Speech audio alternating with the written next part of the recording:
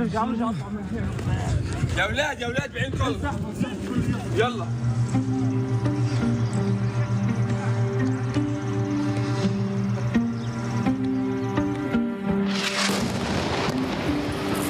C'est le quotidien pour plus de 2 millions d'habitants.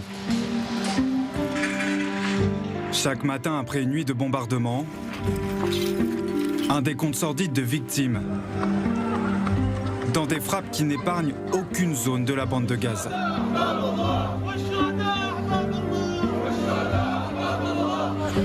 Des familles brisées dans cette guerre déclenchée après les massacres perpétrés par le Hamas le 7 octobre 2023. 13 personnes sont mortes pour rien. Mais qu'attendez-vous? Que tous les Gazaouis soient tués? Toute une population de 2 millions d'habitants? C'est mon petit-fils, mais qu'est-ce qu'il a fait de mal? Tsahal continue de traquer les combattants du mouvement islamiste, alors qu'une cinquantaine d'otages sont encore captifs, dont seulement la moitié encore en vie. Parce qu'Israël interdit l'accès à Gaza à la presse étrangère, nous avons demandé à 3 journalistes palestiniens de filmer pour nous le quotidien de ses habitants. Une petite escale, 6e étage, on continue. Les conditions de survie et les souffrances de la population. Ma fille pleure depuis une semaine en me disant « Maman, je veux du pain ». Je dois mendier auprès des gens pour pouvoir la nourrir. À quoi ressemble la vie dans l'enclave aujourd'hui? Les Gazaouis envisagent-ils encore un avenir sur cette terre?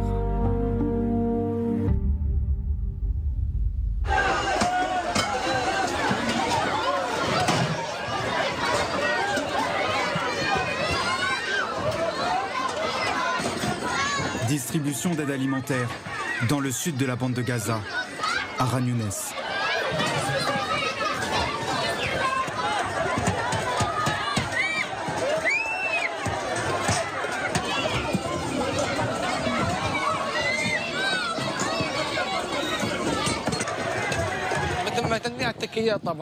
On dépend des distributions alimentaires. On mange 1 ou 2 repas par jour. J'ai fait la queue, mais aujourd'hui, je n'ai pas eu de chance. Je n'ai pas pu en avoir. Faites entrer de l'aide. On veut que les frontières ouvrent. Le blocus provoque la famine. Nous sommes ruinés. Je veux qu'ils trouvent une solution. Pas forcément que la guerre s'arrête, mais au moins avoir à manger.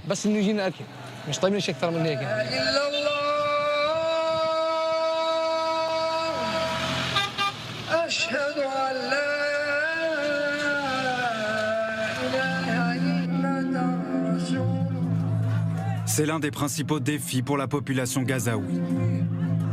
Réussir à se nourrir quotidiennement.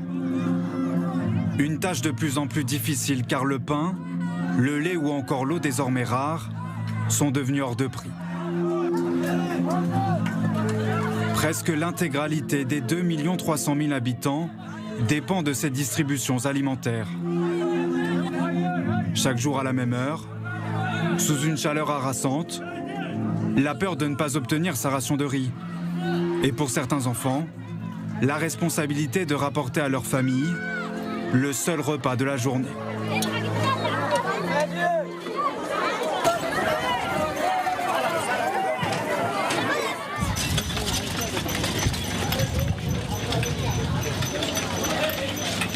Nous avons demandé à l'un des journalistes palestiniens avec qui nous travaillons de suivre la famille d'Abdel Basset. Ce Gazaoui a perdu sa maison, détruite, dans un quartier du nord de Gaza. Il vit avec sa famille dans ce camp de déplacés, où s'entassent déjà plusieurs milliers de personnes. Chaque jour, c'est à lui que revient la tâche de ramener à manger.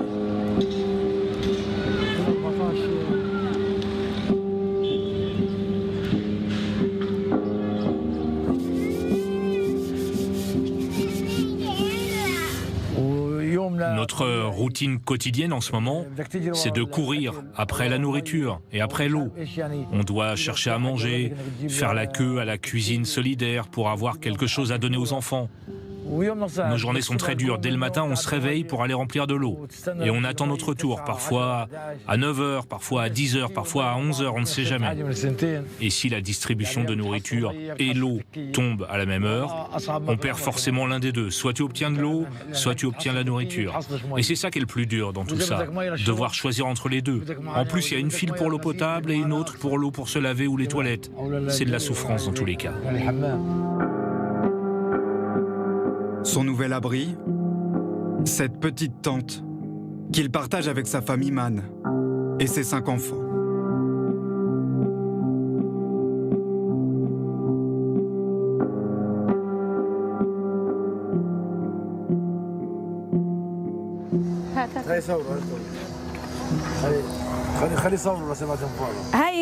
Une seule casserole au total. Comment peut-elle suffire pour 7 personnes? Il y a quoi à l'intérieur? C'est une soupe de lentilles. C'est de la nourriture qu'on attend depuis hier midi. Et ça vous suffit, ça? Si je donne ça à une personne, les autres n'en mangeront pas.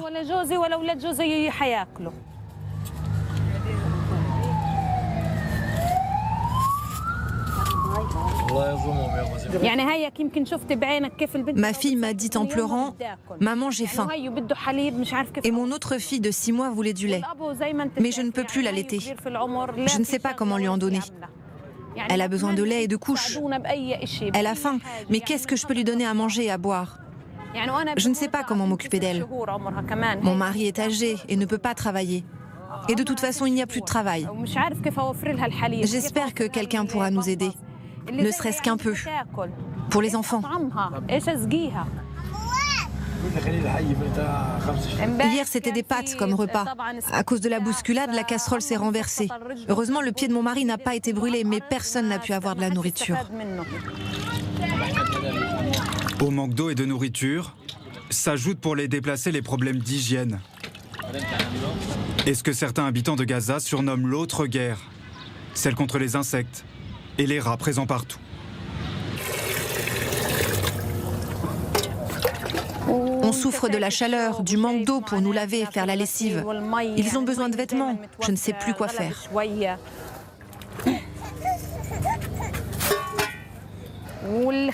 La tente est brûlante comme du feu et nous sommes envahis par les mouches et les moustiques.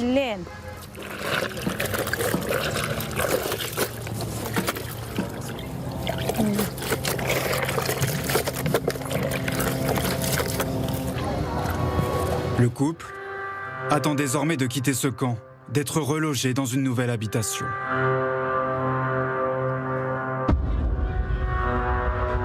Déjà très forte, la crise alimentaire s'est renforcée depuis la reprise des combats en mars dernier. À l'issue de la fin du cessez-le-feu, le deuxième depuis le début de la guerre, l'État hébreu a décidé de bloquer l'entrée de l'aide alimentaire.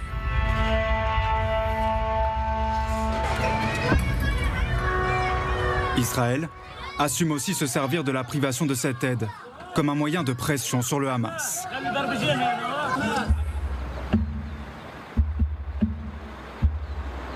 Les camions d'aide humanitaire sont finalement rentrés dans la bande de Gaza fin mai, après 11 semaines de blocus. Au seul point de passage encore actif, celui de Kerem Shalom dans le sud d'Israël. 500 camions rentrés à Gaza avant le 7 octobre 2023. Ils ne sont aujourd'hui que quelques dizaines. Une goutte d'eau dans l'océan de besoins dans l'enclave. Maintenant, c'est pour porter l'eau.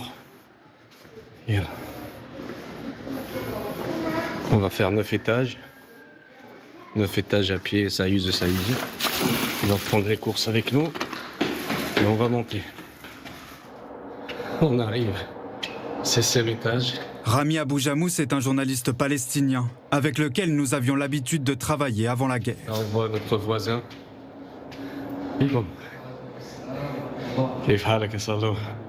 Bien sûr, c'est toujours ce système D pour cuisiner. Je m'assois un peu pour me reposer. Grâce à des vidéos tournées avec son téléphone portable, il partage avec nous son quotidien dans la ville de Gaza. C'est notre voisin Salah. Voilà. On a fait le repos. Et là, on reprend. Habib Salou. C'est là. Après, en petite escale, 6e étage, on continue. Là, c'est pareil, regardez. Devant chaque maison, c'est toujours le petit système pour cuisiner. Voilà. Et là, on est arrivé. Bonjour Walid. Bonjour papa. Où est le bisou de papa? Viens. Où est le bisou de papa? Tu m'as manqué. Habib. J'ai amené de l'eau, ya Habib. Et voilà. Et là, on met l'eau. Mission accomplie. Nous avions déjà suivi Rami Abou Jamous au début de la guerre. Originaire de la ville de Gaza dans le nord, il a dû se réfugier dans le sud de l'enclave en novembre 2023. Tu prépares la tente?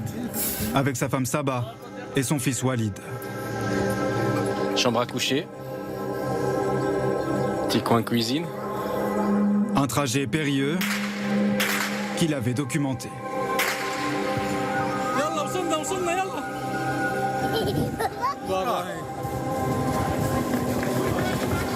Ça va Baba? Dido. ولا قوة إلا بالله.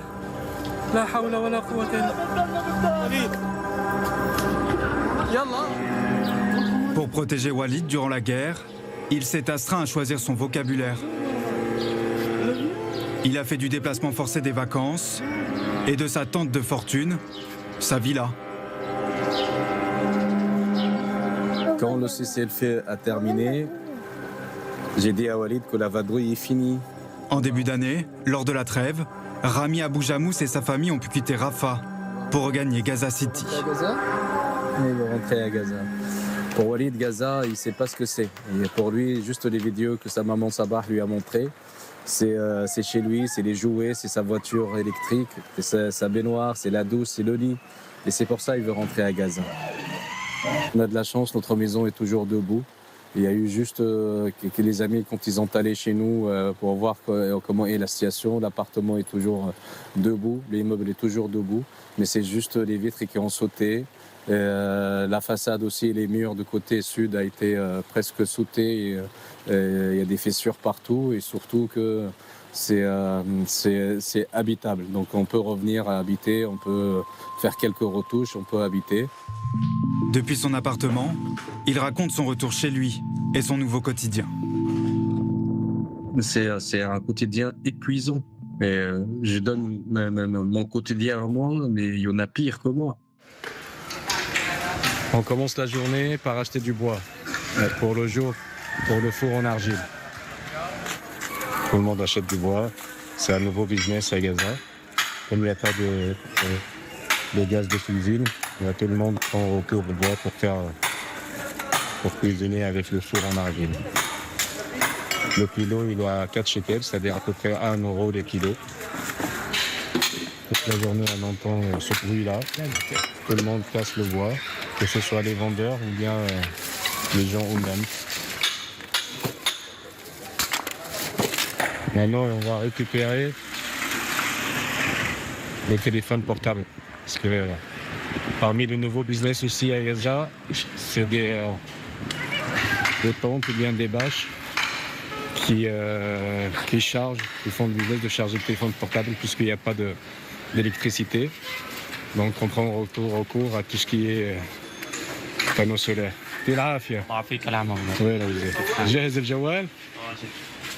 Comme vous le voyez, c'est des dizaines de téléphones portables, de chargeurs, des batteries, tout ça avec le panneau solaire. Ça nous aide. Juste à côté, c'est le four. C'est le four qu'on fait toujours, bien sûr, en argile. Et vous voyez, les gens, ils amènent le pain, il faut la farine, ils cuisinent ici pour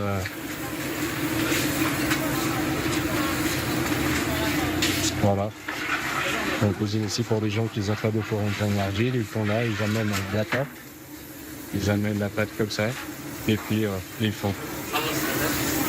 Là, c'est l'épicerie, c'est notre épicerie. D'habitude, c'est plein de marchandises. Aujourd'hui, c'est presque vide. C'est vide. T'es là, Fiatol. Comme vous voyez, là, c'est les rayons vides, il n'y a plus rien. D'habitude, cette épicerie où les rayons sont pleins de marchandises. Aujourd'hui, il reste que quelques épices. Épices de poulet, pizza, poulet. Malheureusement, il n'y a pas de pizza, il n'y a pas de poulet, c'est pour ça qu'il n'y a pas de gens. Donc, comme vous voyez, là, on va passer à acheter s'il y a des légumes. Salam alaikum. Bakam al-Bandora. Donc, le kilo, il est à 35 shekels, à peu près 9 euros. Le khiyar bakam. Pareil, le concombre, il est à 35, c'est-à-dire 9 euros à peu près. Il compte désormais rester vivre ici, avec sa famille, dans son quartier. Mais combien sont-ils à Gaza à avoir perdu leur logement? En janvier, un rapport des Nations Unies dressait un constat édifiant. Plus de 170 000 bâtiments ont été détruits depuis le début de la guerre.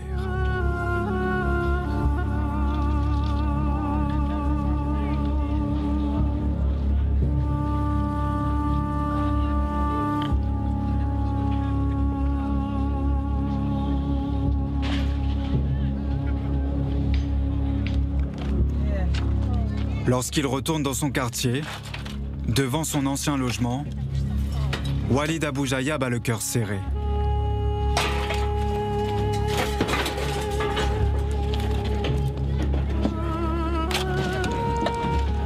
Avant d'évacuer en urgence, cet acteur palestinien, qui avant la guerre a joué dans des séries télévisées du Hamas, n'a rien pu emporter avec lui. Faute de temps, laissant toute une vie sous les décombres. Fedaï, viens chercher ton jouet. C'est le mouton de l'Aïd. On l'avait acheté pour les enfants, mais au final, on sera dans une tente ou dans la rue. C'est la seule chose que j'ai pu récupérer pour mes enfants. Le reste, ce sont des débris.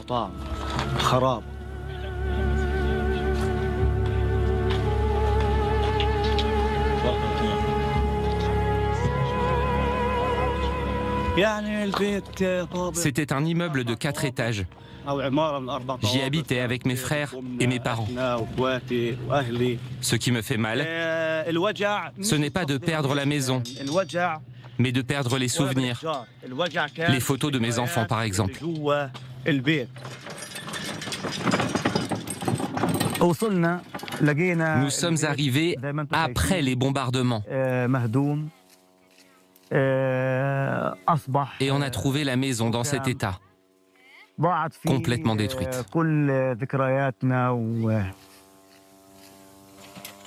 On a tout perdu dans les décombres. On a perdu nos rêves, nos espoirs.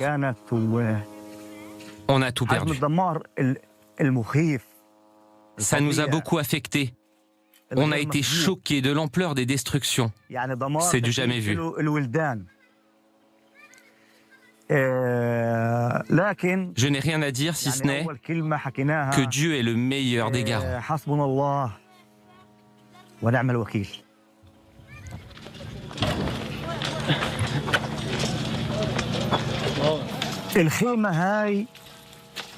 Cette tente, je l'avais déjà avant.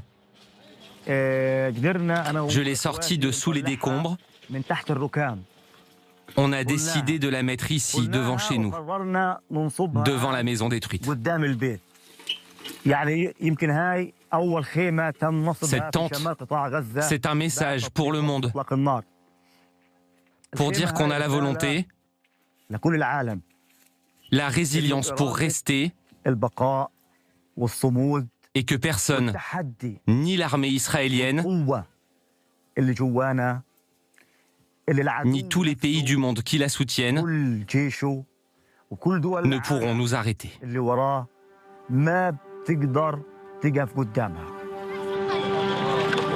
Walid Abou Jayyab a promis à sa famille un futur meilleur, une fois la guerre terminée. Il veut revenir vivre ici, dans ce quartier où il a grandi. Reconstruire un avenir sur des ruines, l'espoir de toute une population déplacée de région en région depuis le début de la guerre. Ces ordres d'évacuation de l'armée israélienne délivrés parfois quelques minutes seulement avant un bombardement. Quitter sa maison, sa ville dans la précipitation, avec souvent le strict minimum, quelques affaires, pour rejoindre une nouvelle zone qualifiée d'humanitaire par les Israéliens.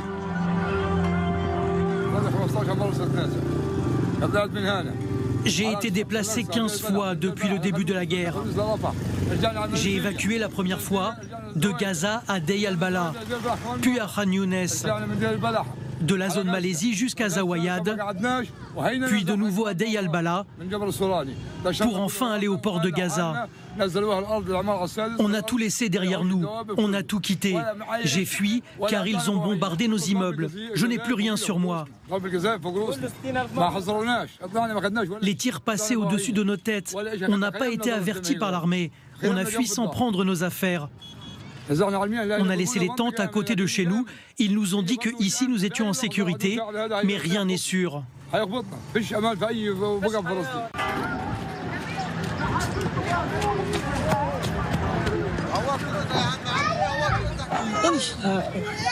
Mohamed Koudaïr a emmené avec elle sa famille. Elle a quitté le nord de Gaza.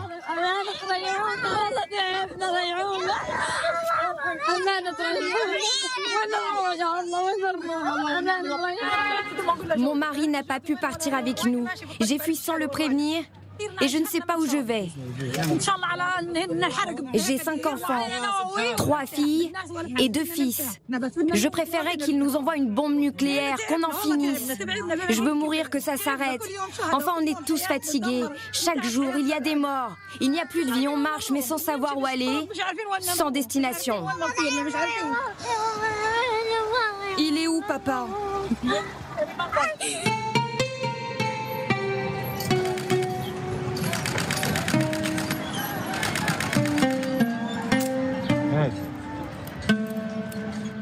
Une population épuisée, en colère aussi, contre l'armée israélienne d'abord, mais également contre le Hamas.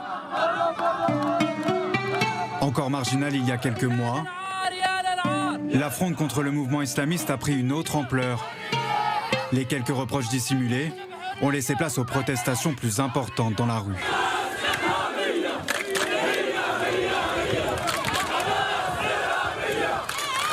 Dans le viseur des habitants, les chefs du mouvement islamiste exilés à l'étranger, accusés de sacrifier la population civile palestinienne pour se maintenir au pouvoir. Le Hamas veut tuer les enfants. Le Hamas est un complice de l'occupation. Nos enfants comptent pour nous, contrairement aux dirigeants du Hamas qui sont à l'extérieur du pays.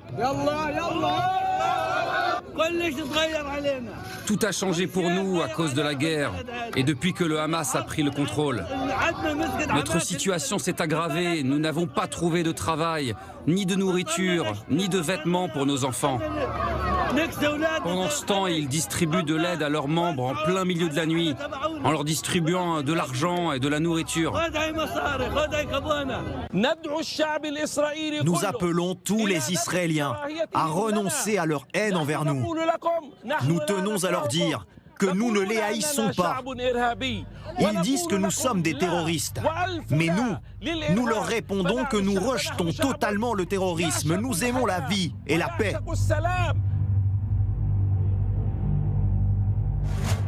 L'armée israélienne occupe aujourd'hui une très large partie de la bande de Gaza. Tsahal a créé de nombreuses zones tampons, ici en bleu, pour se prémunir d'éventuelles attaques sur son sol. La population gazaoui, elle, vit désormais sur une petite partie du territoire. Plus de 2 millions d'habitants, entassés sur seulement 30% de l'enclave, les zones humanitaires sont surpeuplées, avec le sentiment pour les habitants de n'être jamais totalement en sécurité.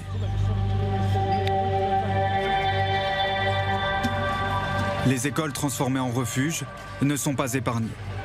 Comme ici, 33 personnes ont été tuées par une frappe israélienne.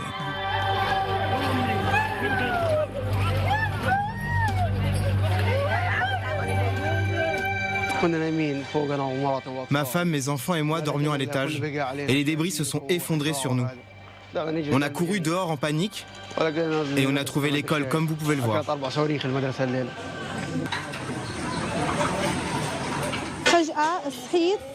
Je me suis réveillée, j'étais sous les décombres. Seulement ma tête en sortait. Mon petit garçon était sous les décombres, mon mari aussi. Tous nos enfants étaient sous les décombres. Je ne savais pas comment en sortir. Nous ne savions pas qui étaient les corps sans vie au-dessus de nous. Nous nous sommes réfugiés dans une école car nous pensions être protégés. Mais nous découvrons que nous ne sommes en sécurité nulle part. Ni chez nous, ni dans les refuges et abris, comme des écoles. Où devons-nous aller ?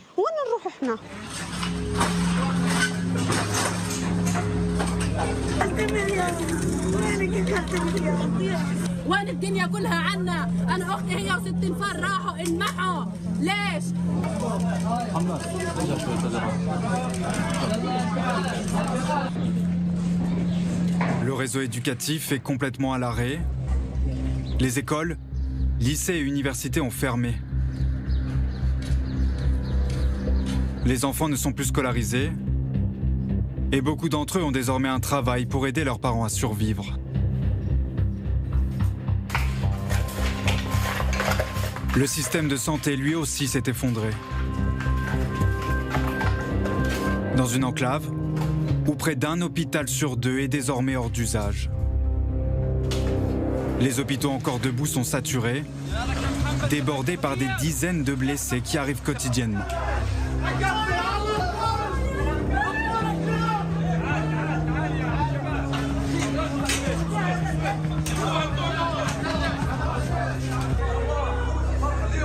Le docteur Mohamed Shahin, lui aussi, a perdu sa maison au début de la guerre.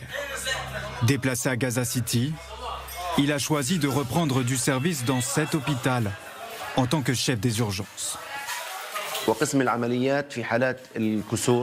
La plupart des gens blessés viennent avec des coupures importantes, que ce soit dans les tendons, dans les artères ou encore les ligaments.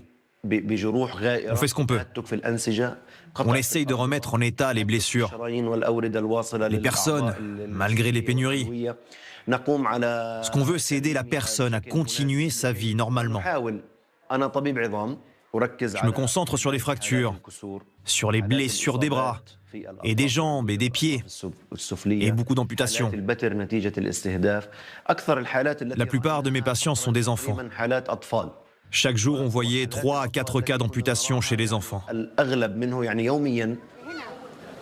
Sa détermination est toujours intacte, malgré la pression constante, les pénuries de matériel et de médicaments. On manque absolument de tout. Dernièrement, on a perdu des choses très simples et pourtant indispensables dans un hôpital. Il nous manque du sérum physiologique, par exemple. Il nous manque des compresses, des pansements, des médicaments, beaucoup de médicaments. Il y en a qui sont rentrés avec l'aide humanitaire, mais il en manque encore beaucoup. Par exemple, dans mon service, il manque des broches, dont on a besoin pourtant pour faire les opérations. Mais les hôpitaux sont parfois des cibles. L'armée israélienne accuse le Hamas de s'en servir comme des centres de commandement. Et venir se faire soigner n'est pas gage de sécurité. La famille d'Imad lui rend visite tous les jours. Pour ce secouriste palestinien touché aux bras et aux jambes, le temps presse.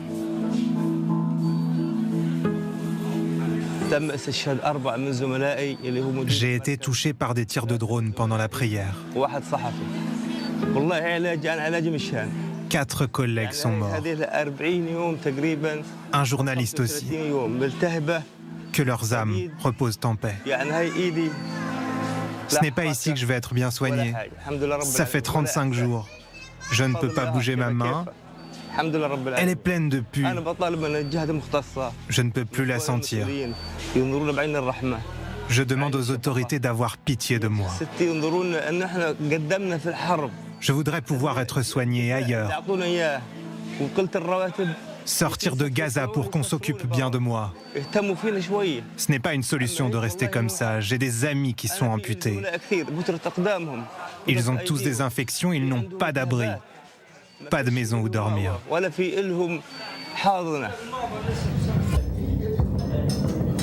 Des cliniques humanitaires, avec des médecins étrangers, sont venus soulager le travail des centres hospitaliers. Mais en trop petit nombre, pour pallier l'absence de tous ces hôpitaux détruits pendant la guerre. Dans ce contexte, difficile pour beaucoup de Palestiniens d'imaginer un avenir ici, à Gaza.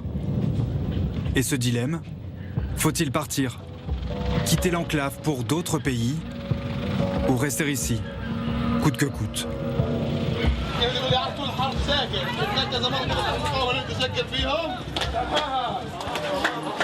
36 000 Gazaouis ont fui le territoire depuis le début de la guerre. Des départs qu'aimerait encourager Israël. Avec le feu vert de l'administration Trump, favorable à un plan de départ volontaire des Gazaouis.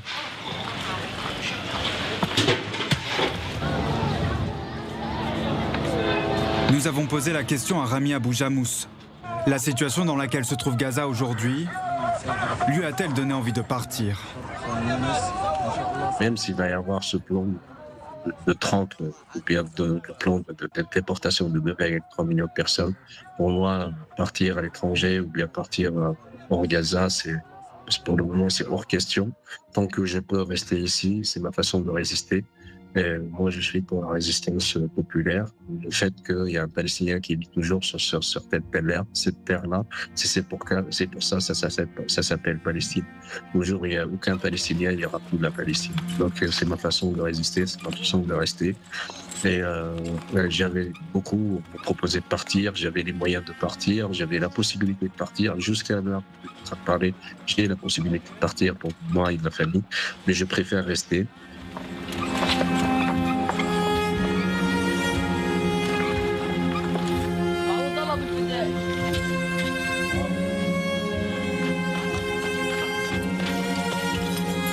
Quitter sa terre, impensable.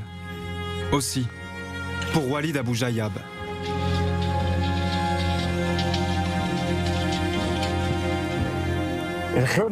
Cette tente, c'est notre volonté de rester ici. La maison va être reconstruite, mais les souvenirs et les rêves resteront en nous. On a mis cette tente pour dire au monde que c'est notre terre. Et cette terre est à nous. On ne la vendra jamais. On ne la laissera jamais à l'armée israélienne. Nous ne l'abandonnerons pas, même s'ils nous donnent tout l'argent du monde.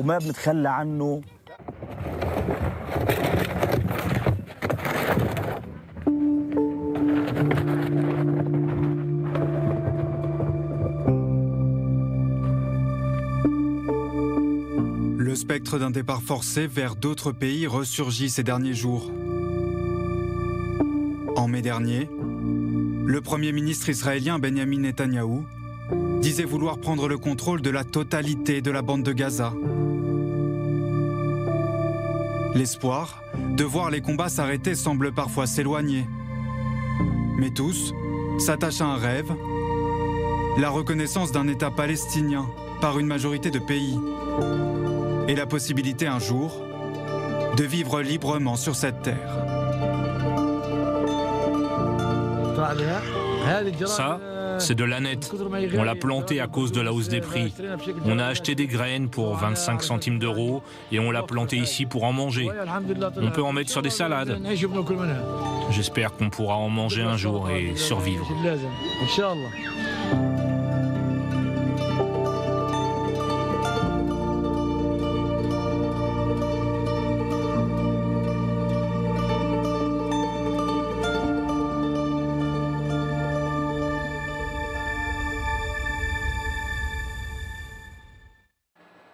Grégory Phillips, bonsoir. Bonsoir. Vous êtes le rédacteur en chef du service international de LCI. Vous avez supervisé ce documentaire exceptionnel sur Gaza.